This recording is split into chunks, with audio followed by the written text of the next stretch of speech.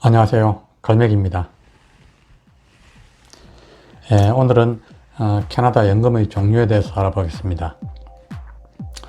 연금의 종류는 노인연금같이 누구나 받을 수 있는 연금, 그리고 국민연금같이 의무가입이지만 가입된 사람들에게만 지급하는 연금, 그리고 개인연금같이 본인이 원해서 자기 돈을 납부한 경우에만 받을 수 있는 연금, 등등으로 나눠볼 수 있겠습니다. 첫 번째로 오아스입니다. 이게 캐나다 연금의 아주 제일 기본이 되는 연금이고요. 올드에이지 시큐리티라고 해서 노령연금이라고 말할 수 있겠죠. 캐나다에서 10년 이상 산 경우에는 누구나 받을 수 있습니다. 거주 기간에 비례해서 액수가 정해지고요. 65세가 넘어서 한국으로 돌아간다든지 해서 해외에 계신 경우에도 받을 수 있습니다. 두 번째로는 한국의 국민연금 같은 겁니다. CPP, 캐나다 펜션 플랜인데요. 이것도 역시 65세부터 받을 수 있습니다.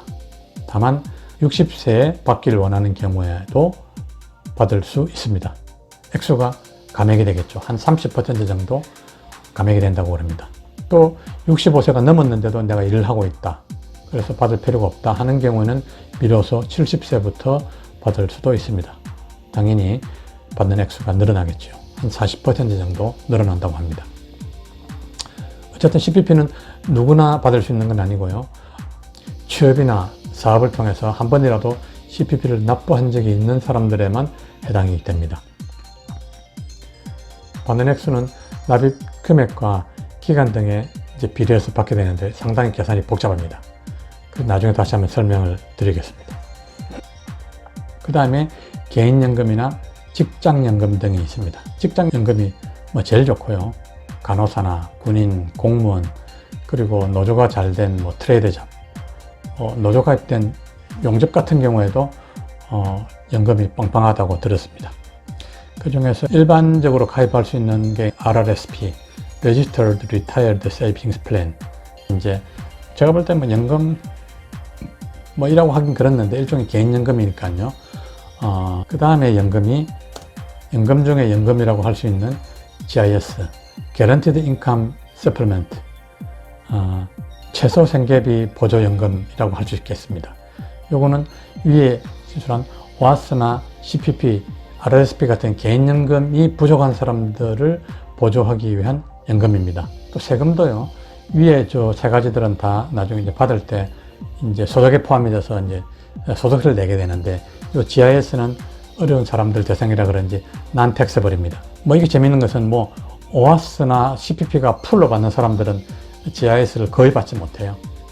근데 OAS나 CPP가 모자라는 사람들은 이 GIS로 채워져서 결국은 CPP를 많이 받거나 작게 받거나 결국은 마찬가지인 것 같아요. 그래서 나중에 설명드린 배우자 연금도 있고 이렇기 때문에 결국은 부부가 합산해서 2,000불, 2,500불 이런 선에서 받게 되는 것 같아요. 더 많이 받으려면 개인연금이 많아야 되고요. 그렇지 않으면 이 GIS가 있기 때문에 결국은 다 비슷비슷하게 받게 되는 것 같아요. 또 OAS의 또 다른 프로그램 중에 하나가 Allowance 프로그램인데요. 두 가지가 있습니다. Spousal Allowance하고 Survival Allowance. 이 Allowance는 소득이 부족해서 GIS를 받고 있는데 배우자는 아직 OAS를 받을 나이가 안 됐을 때, 그래서 이런 경우에 Allowance를 또 지급을 합니다. 참 캐나다 연금 종류가 많죠. 그러니까 어려운 분들을 대상으로 한 프로그램들은 굉장히 다양합니다. 나중에 설명드리겠지만 CPP에도 이 부수적으로 장애자나 노령, 민망인 이런 부수적인 프로그램들이 굉장히 많습니다. 이렇게 보게 되면은 OAS가 있고 CPP가 있고 부족한 사람들은 GIS를 통해서 결국은 소득 최소 생계비를 맞춰주다 보니까 결국 비슷비슷합니다. 비슷비슷하게 받게 되는데 부부가 합쳐서 한 2,500불 선 정도를 받게 되는 것 같고요. 더 받고 싶으면 이런 개인연금이나 직장연금이 필요한 거죠. 세부적으로 좀 더 살펴보겠습니다. 말씀드렸다시피 OAS는 65세 이상 연소득 12만 8천 불 이하인 경우에 해당이 되고요. 캐나다에서 10년 이상 거주하면 됩니다. 해외에서 수급받고자 할 때는 20년 이상 거주해야 됩니다. 그리고 당연히 65세 되는 수급 시점에는 영주권자나 시민권자여야 되고요. 받을 수 있는 최대 금액은 2020년 기준으로 613불인데요. 이게 18세 이후 40년간 거주할 때 받을 수 있는 금액이라서 이민 1세인 경우에는 뭐 최대 금액을 받을 수가 없을 것 같고요. 뭐 40대 중반에 와서 한 20년 살았다면 한 300불 정도 받을 거고요. 뭐 30대에 왔으면 한 500불도 받고 그렇겠네요. 그 다음 CPP는 말씀드린 대로 60세, 65세, 70세 중에서 선택해서 수령할 수 있고요. 가입 연한이나 수령 나이, 또 불입 금액에 따라서 최대 1154불이라고 하는데 실제로 40년간 CPP를 납부한 경우의 평균이 679불이라고 합니다. 그리고 이 링크에 들어가시면은 내가 65세가 되었을 때 받을 수 있는 연금 액수를 계산할 수 있는 사이트입니다. 그 외에도 CPP 내에는 포스트 리타이먼트 베네핏, 디세이빌리티 펜션 이런 부수적인 프로그램들이 많아서 해당되시는 분들은 직접 찾아보시고 조사해 보시면 더 많은 금액을 받을 수가 있는 것 같습니다. RRSP에 대해서 간단하게 말씀드리자면은 전년 소득의 18%를 RRSP로 적립할 수가 있고요. 이 적립 금액에 대해서는 소득세를 유예해 줍니다. 이 유예된 소득세는 65세 이후에 내가 연금으로 인출할 때 그때 기준으로 과세를 하게 되는 거죠. 아무래도 65세 이후에는 지금보다는 소득이 줄어들다 보니까 세율이 낮아져서 좀 더 적은 액수를 또 나중에 낸다는 그런 이점이 있겠습니다. 이 적립금액은 주식이나 펀드나 채권이나 예금이나 본인의 판단에 따라서 본인 리스크로 투자를 할 수 있습니다. 요약하자면 소득세의 연기, 분할 납부의 효과가 있고요. 장기저축의 장점과 단점이 있겠습니다. 장기저축의 장점이라면 아무래도 65세까지 찾을 수 없다 보니까 주로 장기 투자, ETF 펀드 같은 이런 장기 투자를 하게 되어서 투자 수익률이 비교적 높을 수가 있겠고요. 단점이라면 이게 장기적으로 묶어놓다 보니 인플레이션에 대비가 전혀 안 된다는 거죠. RRSP로 주식에 투자한 분들은 손실을 보는 분들도 많기 때문에 RRSP 하시는 분들은 신중하게 결정하시고 투자를 하셔야 될 것 같습니다. 그 다음으로는 아까 말씀드린 GIS인데요. 배우자 없는 싱글인 경우에는 소득이 18,600불 이하, 이제 배우자가 있는 경우는 둘 다 65세 이상이라서 오아스를 받고 있는 경우에는 연소득이 합산해서 24,576불 이하인 경우에 GIS를 받을 수 있습니다.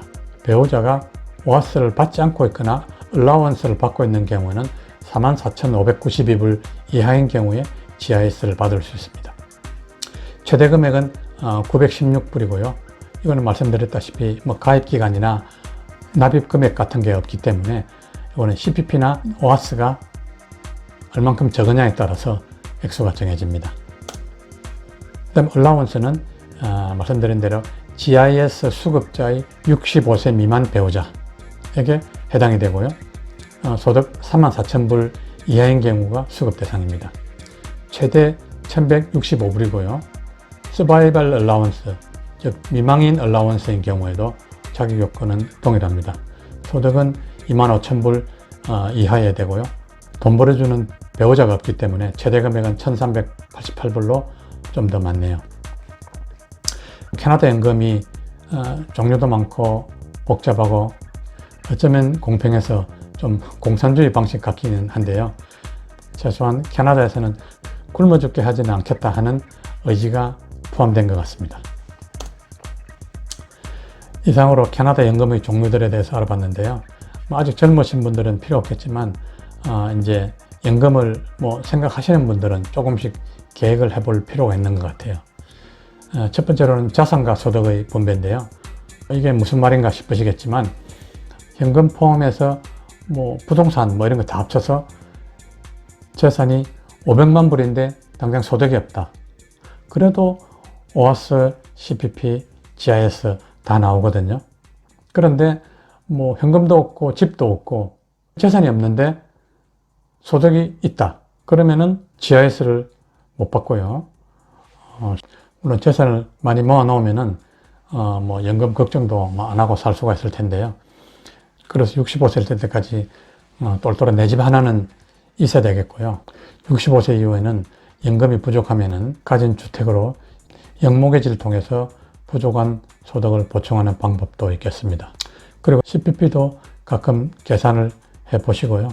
직장연금 있으신 분들은 군대 제대하는 날짜 세듯이 아마 세고 계시겠지만 언제부터 받는지 잘 계산을 해서 은퇴 시기를 조절하시는 게 중요하겠고요. 그리고 GIS하고 얼라운스도 한번 계산을 해 보셔서 부족한 생활비를 계산해서 영모계지를 어떤가 미리 준비를 좀 해놔야 될 것 같습니다. 이상 복잡하고도 공평한 캐나다 연금에 대해서 알아봤습니다. 이 동영상 보시는 모든 분들 부자 되시기 바라고요. 오늘은 여기까지 하겠습니다. 감사합니다. 굿바이.